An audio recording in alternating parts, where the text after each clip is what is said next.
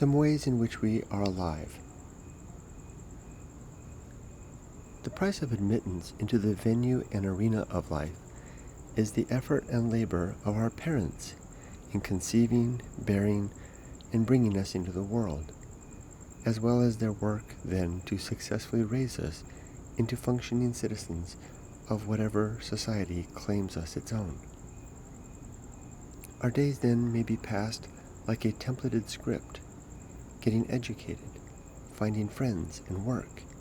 and making a home and a way and children of our own. And by such means, every day of our life may be passed, experienced, and sometimes enjoyed even, in relative peace, gaining the glossy outward fulfillment of doing it right, of living life well, and in accord with how others, and we ourselves even, believe life should be done. And then we die, possibly well satisfied in our striving of a sort, in our consumption, and in the collection of these things we call our own, these objects into which our identity has been projected like the nonsense soul we claim is projected into us. And then we die, surrounded by our loved ones who are real, as well as the phantom things of the dream which was our life, which are hardly real, despite the careful arrangement of tchotchke upon shelves and among furniture, and the thoughtful, forward-thinking packing of mementos within boxes stored in the attic above our head, saved for a tomorrow which will never come, to be sold upon the lawn next month for $1,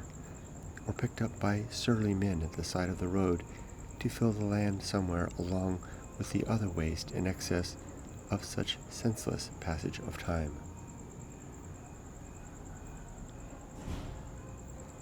We are citizens to live. We are philosophers to be alive. But for some moments along the way, we perhaps forget about our things and our home and our job and the people who populate our little world. And we looked out then across the far horizon of sea, maybe while our little ones played in the sand, making castles of their own. And we wondered thoughtless thoughts of whatever is beyond and past the limits of sight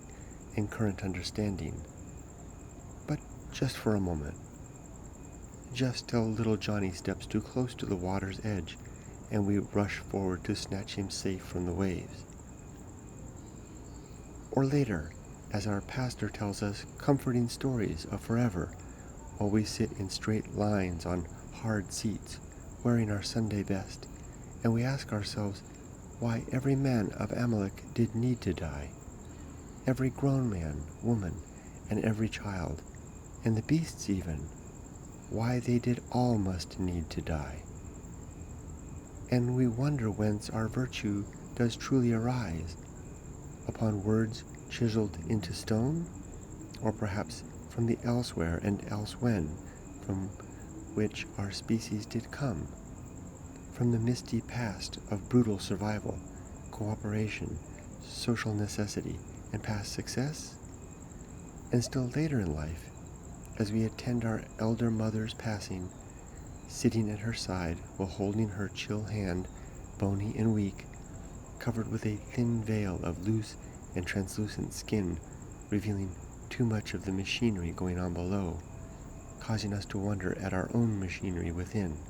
and how this mechanism does seem always to stop. And we ask ourselves, how far down does the stoppage really go? And these moments of philosophy are held like curious seashells found while strolling a long walk along the beach, picked up for a moment and examined for some seconds while the world around us falls away,